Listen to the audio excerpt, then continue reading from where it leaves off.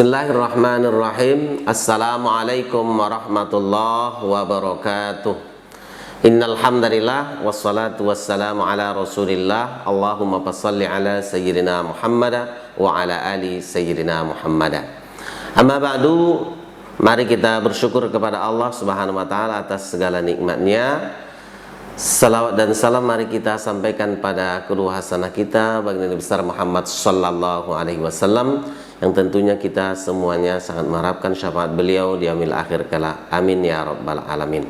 Para pemirsa yang dimuliakan oleh Allah Subhanahu wa taala, pada kesempatan yang sangat singkat ini insyaallah kita akan menjelaskan tentang pentingnya menjaga lisan.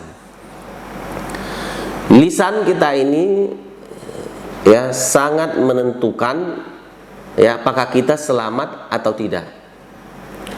Kalau kita tidak pandai menjaganya, ya ke neraka. Kalau pandai, insya Allah ke surga.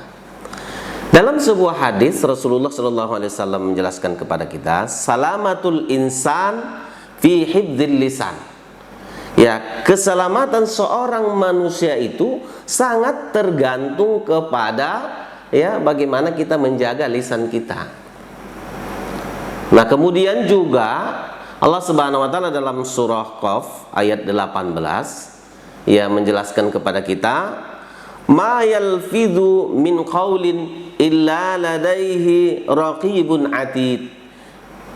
Terjemahnya, tidak ada satu lafaz atau perkataan yang keluar dari mulut kita illa ladaihi raqibun atid, kecuali ada ya malaikat raqib dan atid, ada yang mengawasi kita. Jadi apapun yang keluar dari mulut kita ini semuanya itu telah dicatat oleh para malaikat. Maka pandai-pandailah kita menjaga mulut kita ini. Kalau pepatah mengatakan mulutmu adalah harimaumu. Kalau sudah keluar itu sudah kita tidak milik kita lagi gitu. Ada beberapa hal keutamaan menjaga lisan ini ketika kita benar-benar mampu menjaga lisan kita. Yang pertama, mendapatkan derajat yang tinggi di sisi Allah Subhanahu wa taala. Dalam sebuah hadis Rasul menjelaskan, sahabat, ya Rasulullah, ayyul muslimina afdalun? Ya Rasulullah, siapakah muslim yang paling utama itu? Qala Rasulullah SAW menjawab, man salimal muslimuna min lisanihi wa yadihi. Orang muslim yang utama, yang abdul itu adalah orang yang muslim yang selamat dari lisannya dan juga tangannya. Yang pertama, lidah kita ini tidak menyakiti orang lain. Dari ucapan-ucapan kita tidak menyakiti orang lain. Nah, kemudian kalau yang kedua, min yadih, dari tangannya. Kalau dalam konteks sekarang ini ada media sosial, ya jari kita ini jangan sampai jari kita ini dengan di media sosial menyakiti, merusak, membuat orang bermusuhan dan lain-lain sebagainya. Nah, jadi kita jaga. Ya. Kemudian yang kedua, kemampuan menjaga lisan juga adalah merupakan kadar keimanan seseorang tersebut. Ya. Kalau kita mampu menjaga lisan kita, insya Allah ya kadar imannya tinggi. Sebagaimana dalam sebuah hadis Rasulullah SAW menjelaskan, man kana yu'minu billahi wal yaumil akhir falyakul khairan aw liyasmut.